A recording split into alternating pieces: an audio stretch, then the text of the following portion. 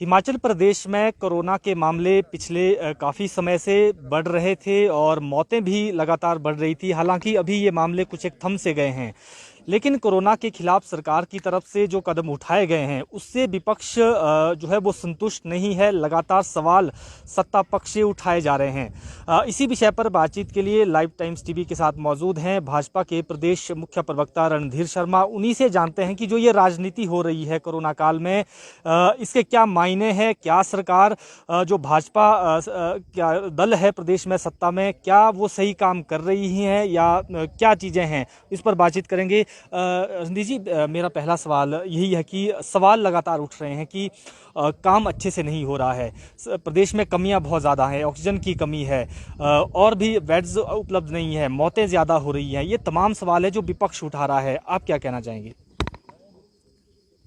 हमारा मानना है कि हिमाचल प्रदेश में जो कांग्रेस पार्टी जो प्रमुख विपक्षी दल है उसके नेता महामारी के इस संकट काल में भी अपनी राजनीतिक रोटियां सेकने से बाज नहीं आ रहे। ये ठीक है, विपक्ष के लोग हैं, आलोचना करने का उनको पूरा अधिकार है, परंतु किसी महामारी के समय, आपदा के समय आलोचना से बचना चाहिए। और अगर सही मायने में कहीं कमी है तो प्रमाण सहित, तथ्य सहित बात करनी चाहिए। कहाँ बेड की कमी है, कभी किसी नेता ने ये नहीं कहा। किस हॉस्पिटल में ऑक्सीजन की कमी है, किसी नेता ने नहीं बताया।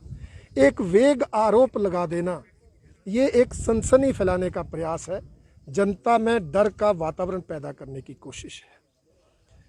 हमारा मानना है कि हिमाचल प्रदेश में हमारी वर्तमान सरकार कोरोना संकट को लेकर सराहनीय काम कर रही है।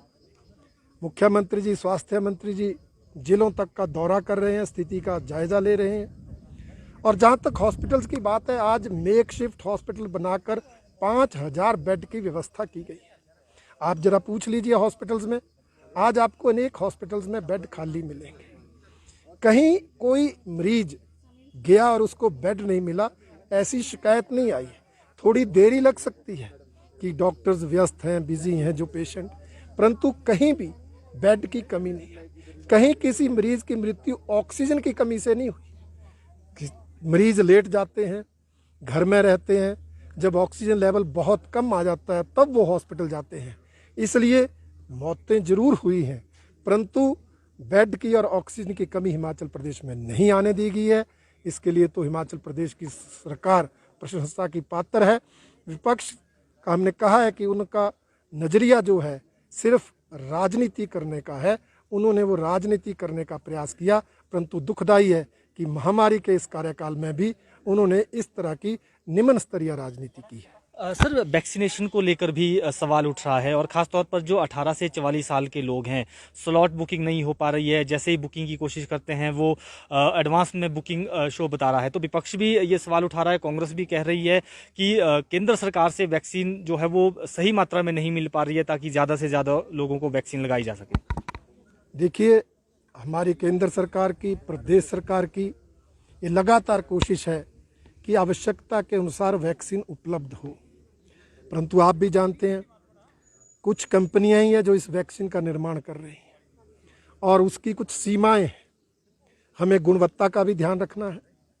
हमें गुणवत्ता के ध्यान रखते रखते सारी चीज़ों को कंट्रोल में रखना है ताकि कहीं अव्यवस्था का माहौल ना हो जाए। आपने देखा बड़े ही व्यवस्थित ढंग से, चरणबद्ध ढंग से ये जो है वैक्सीन लगाई गई।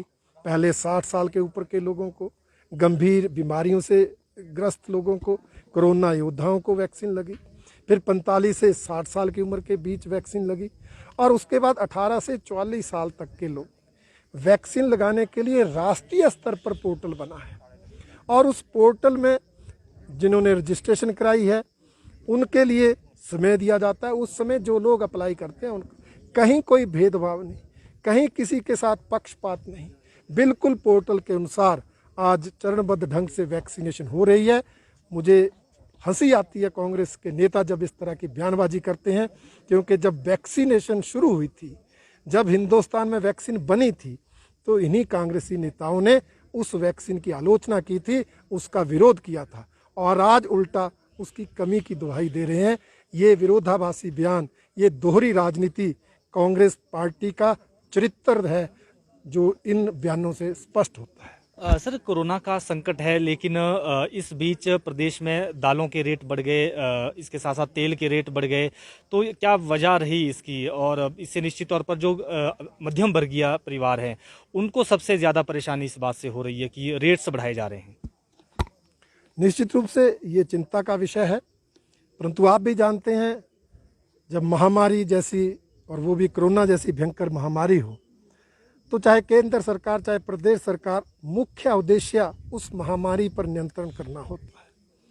इसलिए मौके का लाभ उठाकर कुछ ऐसे लोग जो मुनाफाखोरी, कालाबाजारी में विश्वास रखते हैं, वो इस तरह की हरकतें करते हैं कि महंगाई बढ़ जाती है। सरकार की कोशिश है उस पर नियंत्रण लाया जाए।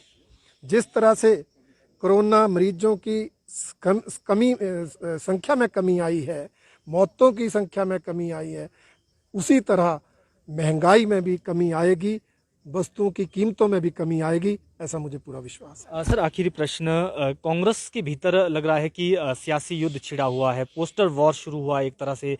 पहले जीएस बाली एक रिलीफ फंड जो कमेटी के अध्यक्ष बनते हैं, उनका एक पोस्टर लगता है, उसमें पूर्व मुख्यमंत्री वीरभद्र सिंह का फोटो नहीं है, तो वो उसको फाड़ देते हैं उनके वर्कर, उनके जो सैनिटाइजर हैं। आप इस पूरी घटना को कैसे देखते हैं? कांगड़ा में भी देखने को आया कि जीएस बाली के पोस्टर पर कालिक पोत दी गई। इस पूरी घटनाक्रम को आप कैसे देखते हैं? बहुत ही दुखदाई है।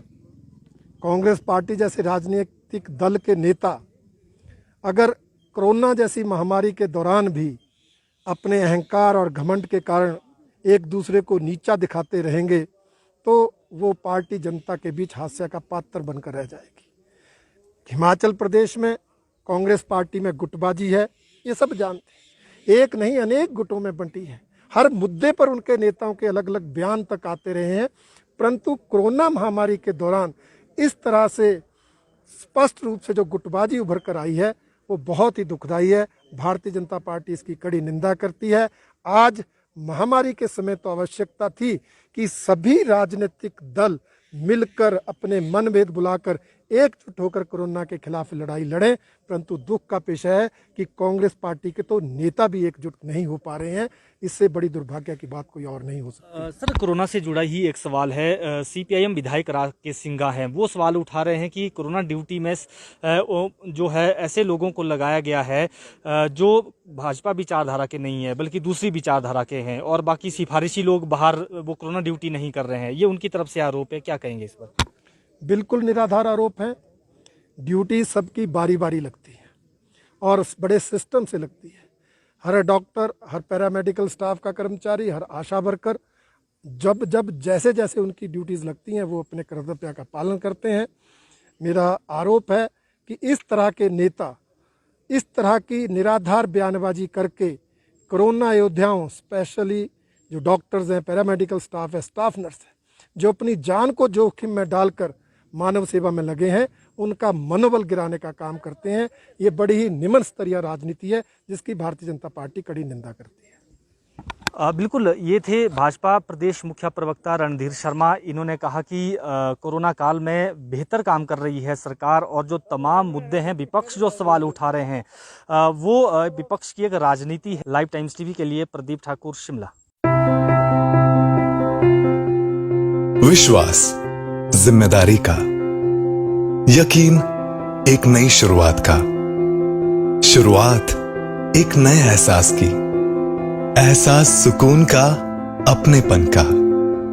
नए रिश्तों वाली फीलिंग बयां नहीं होती, सिर्फ एक्सपीरियंस की जाती है।